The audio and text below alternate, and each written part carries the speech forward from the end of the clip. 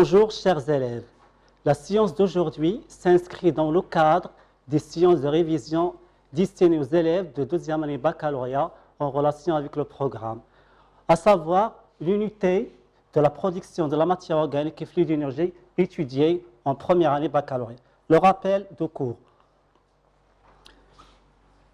On a vu au programme de tronc commun que les milieux naturels sont très variés, très diversifiés.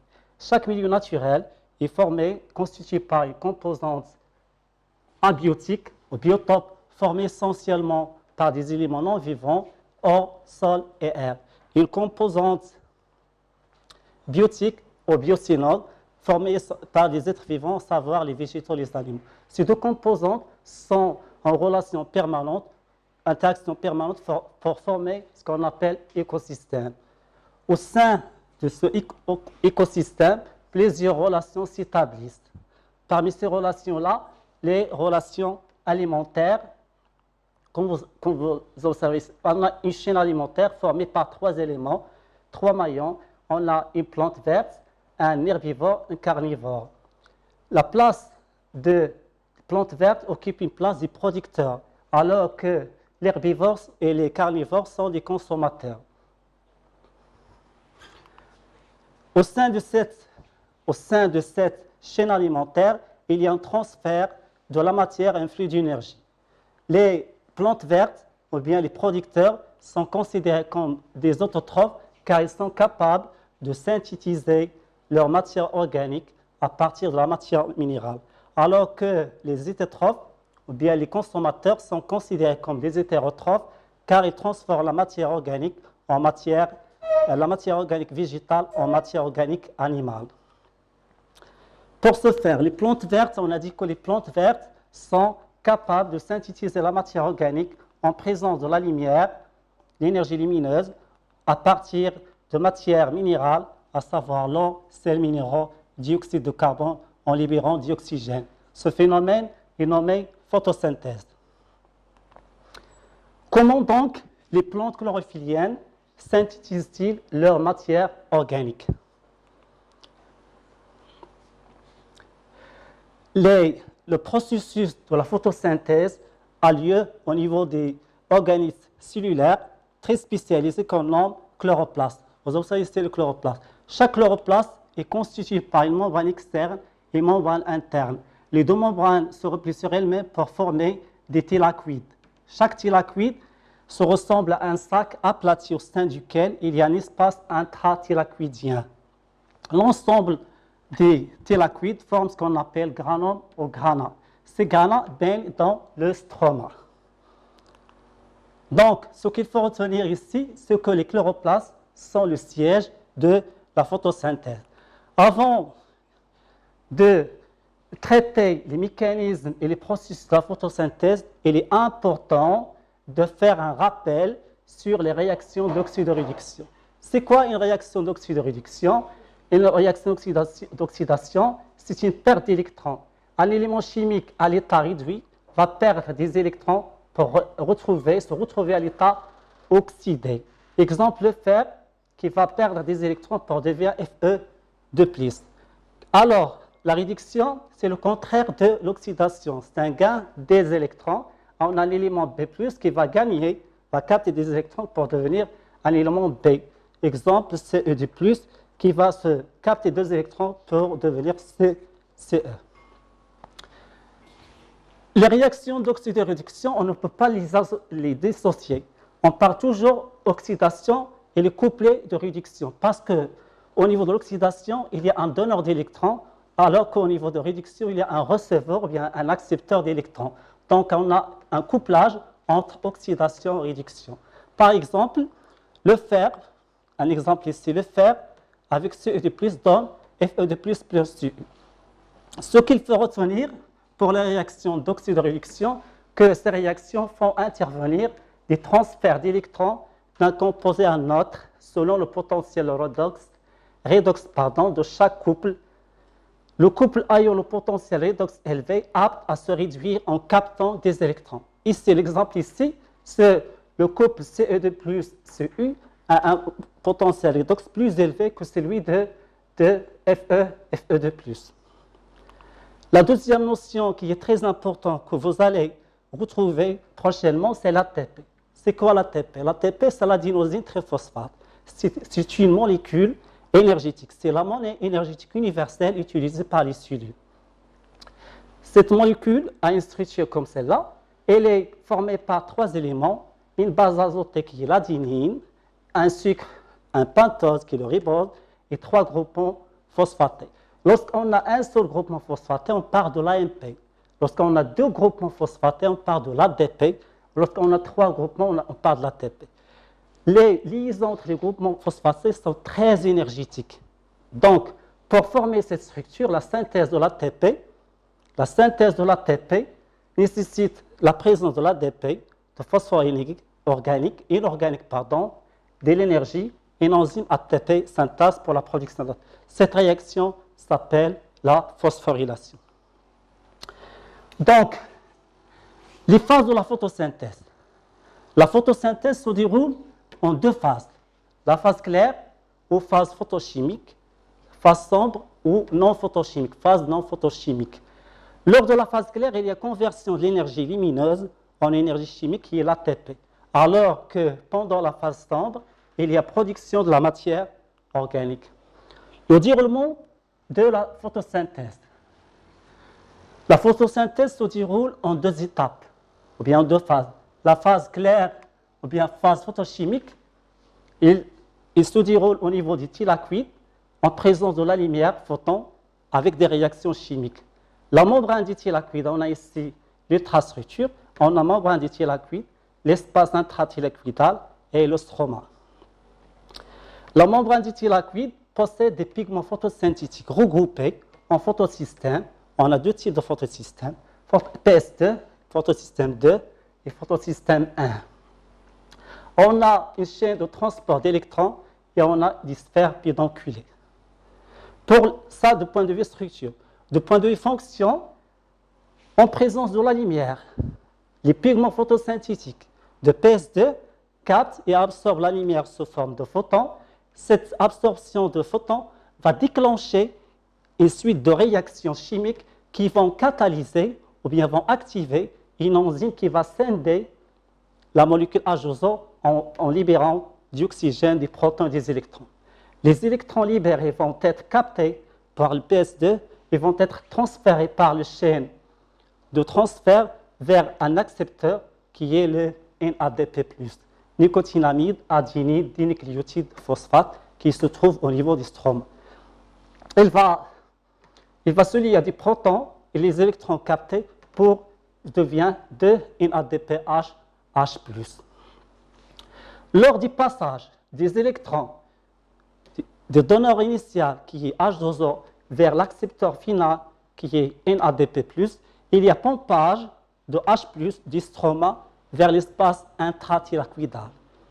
Ce pompage a pour résultat accumulation de H+, au niveau de l'espace intrathylakoïdal, ce qui nous donne une concentration élevée de protons H+, ici au niveau du stroma, et produire un potentiel d'hydrogène. Ce potentiel d'hydrogène. Donc le reflux des protons H+ vers le stroma se fait par des canaux, des sphères pédonculées. Ce passage va produire une énergie électrochimique qui va être utilisée par l'ATP synthase pour la phosphorylation de l'ADP en ATP. Donc, pour les produits de la phase photochimique, on a d'abord oxydation de l'eau, c'est-à-dire photolyse de l'eau en présence de l'eau. L'oxydation de l'eau en libérant le dioxygène, en libérant les protons et les électrons. Réduction de NADP pour donner 2 NADPH et synthèse de l'ATP. ADP plus PE plus énergie plus ATP, ADP plus PE plus énergie nous donne ATP plus H2O en présence de l'ATP synthase. Ce qu'il faut retenir, que les produits de la phase claire sont les composés énergétiques de NADPH et l'ATP. On passe maintenant à la phase sombre. Une phase sombre, phase non photochimique. il ne nécessite pas directement la lumière. Il se déroule dans le stroma des chloroplastes et il ne nécessite pas la présence directe de la lumière, mais il est couplé à la phase photochimique. Les réactions de la phase sombre se font selon un cycle nommé cycle de Calvin. Cycle de Calvin, on peut diviser le cycle en 3 parties. La première partie, c'est fixation, incorporation et fixation de dioxyde de carbone avec une molécule qui est ribulose biphosphate. C'est une molécule à 5 atomes de carbone qui va, nommer en abrégé ribut, qui va produire 2 molécules d'APG qui est acide phosphoglycérique en abrégé APG. Ces réactions de fixation de CO2 sont catalysées par une enzyme nommée Ribisco. La deuxième partie, c'est réduction. Ça consiste à une réduction des acides, la molécule d'APG, réduction de l'APG en une molécule nommée triose phosphate. C'est une molécule à 5 atomes de carbone. Cette réduction, la réduction de l'APG en triose, l'apport en hydrogène se fait par le composé RH2, alors que l'apport en énergie va servir de l'ATP. Les trioses phosphates qu'on a ici vont être, une partie de ces trioses va servir une proportion de 5/6, va servir pour la régénération du ribut, pour assurer le mécanisme de cycle de Calvin en consommant de l'ATP. Alors que la proportion de 1/6 de triose phosphate va servir pour la production des exoses de l'amidon du saccharose. Certains exoses pourront être exportés à l'extérieur du chloroplaste pour produire de la matière organique. Ici, on a un schéma qui nous montre les 2 phases. On a dit que la photosynthèse se fait en 2 phases, phase photochimique et phase non photochimique ou biochimique. Donc, on ne peut pas dissocier la phase photochimique de la phase biochimique. La phase biochimique nécessite la présence des produits de la phase photochimique, c'est des composés ATP et des composés RH2. Donc, il y a une association ou bien un couplage entre ces 2 phases pour enfin la production des exoses, des glucoses et de la matière organique. L'équation globale de la photosynthèse. On a dit que les plantes vertes produisent de la matière organique à partir de matière minérale. Comme vous observez ici, il y a un couplage entre oxydation et réduction. L'oxygène libéré des plantes vertes provient de l'hydrolyse, ou bien photolyse, ou bien oxydation de la molécule d'H2O. Donc il y a oxydation. Alors que le carbone qu'on trouve au niveau de la matière organique, il provient de la réduction de CO2. Donc il y a réduction et oxydation. On parle de la matière organique. C'est quoi la matière organique? La matière organique est la matière fabriquée par les êtres vivants et elle compose leurs organes. C'est la biomasse. C'est la biomasse qui constitue le corps des êtres vivants. Quelles sont les caractéristiques de la matière organique?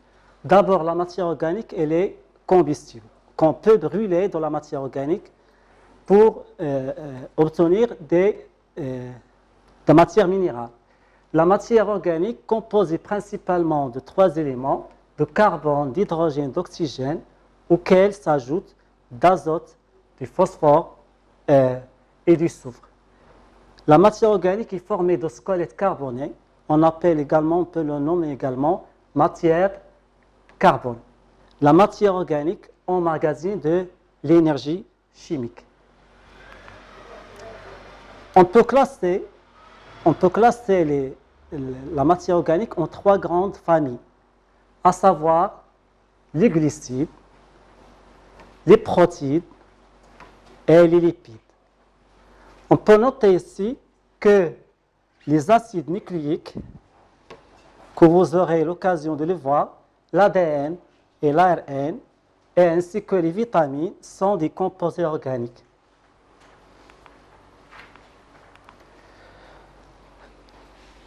La première famille de la matière organique, ce sont les glucides.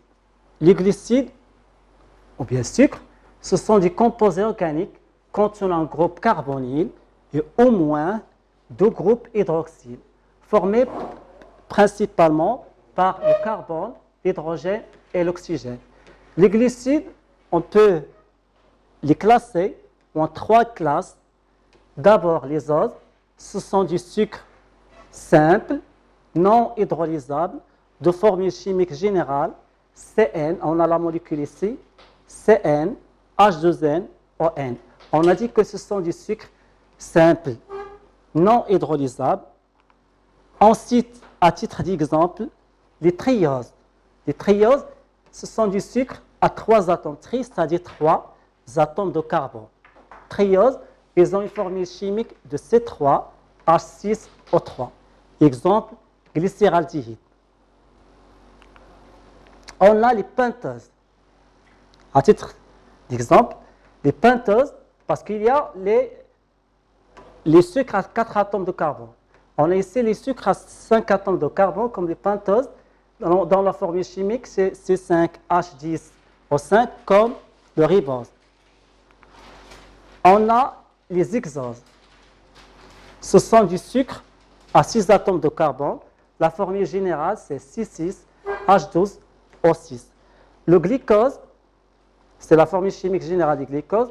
Le glucose est le métabolite énergétique qu'on va trouver au niveau du cellules pour produire de l'énergie. La deuxième classe des glucides, ce sont les diholosides. Ce sont du sucre hydrolysable qu'on peut dissocier ou bien se hydrolyser dans l'eau. De formule chimique C12H22O11. La formule chimique, c'est l'association de 2 hexoses. On a C6H6 avec un autre hexose 6H6 va donner C12H22O11 plus H12. Les exemples du sucre diholoside, ce sont le lactose. Le lactose est l'union de glucose et de galactose. Le lactose, c'est ce qu'on trouve dans le lait, au niveau de lait. Le saccharose est l'union, c'est un sucre comme celui, dans la formule chimique est C12H22O11, et l'union de glucose et de fructose. Le maltose, on a des exemples de diholoside. Le maltose est l'union de 2 molécules de glucose.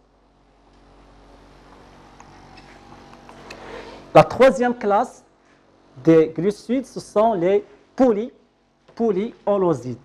Ils ont une formule chimique générale de C6H10O5 à N.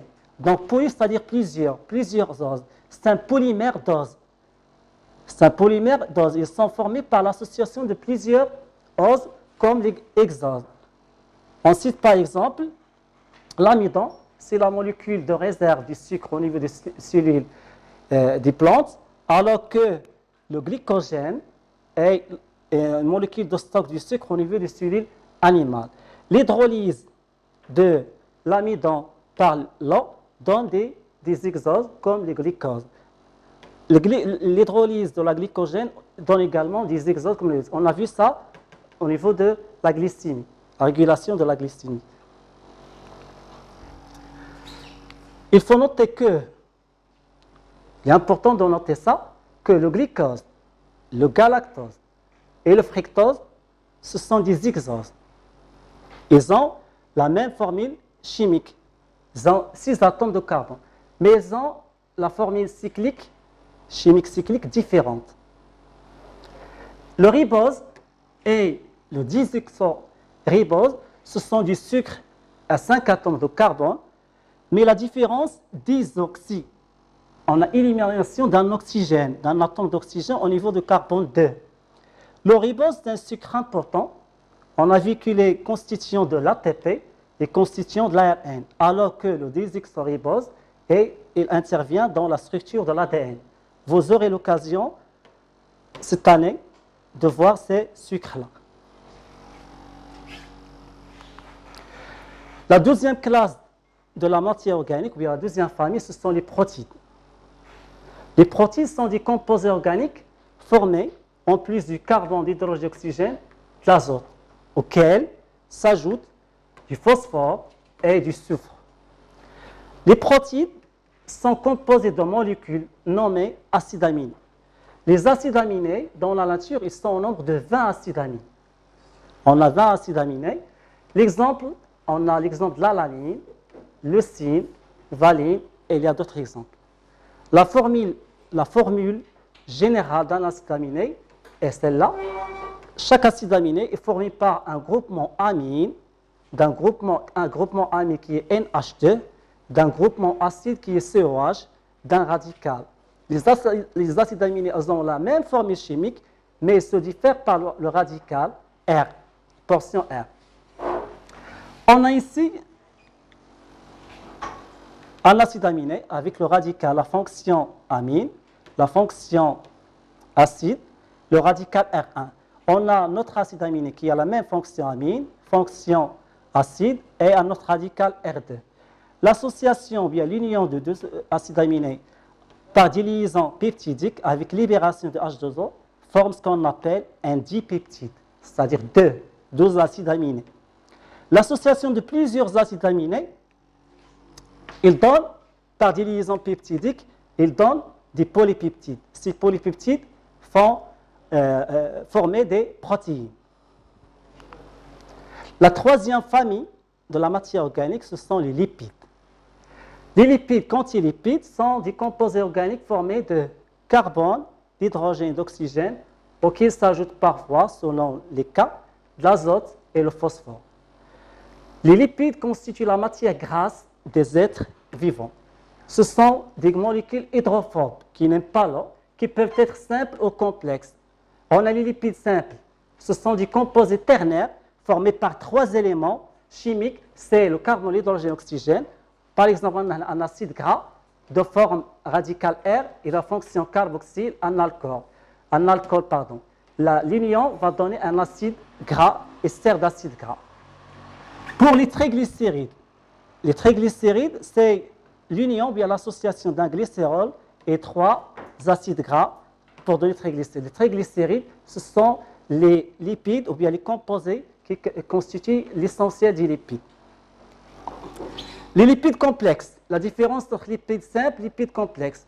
Les lipides complexes contiennent plus du carbone d'hydrogène, contiennent des phosphates, des sulfates, des glucides, comme les phospholipides, constituant majeur des membranes cellulaires. On a ici un schéma récapitulant l'ensemble, qu'est-ce qu'on a vu? On a vu que dans la nature, il y a une multitude des êtres vivants. On a les plantes vertes. Les plantes vertes, on a dit qu'elles sont capables de synthétiser la matière organique grâce à la photosynthèse en utilisant la lumière au niveau du chloroplastes. Cette matière organique va être consommée par les hétérotrophes pour produire de l'énergie. La question qu'on pose, comment les êtres vivants utilisent-ils la matière organique comme source d'énergie? La réponse à cette problématique fera l'objet de la première unité du programme de la 12e année Bac SVT. Merci de votre attention.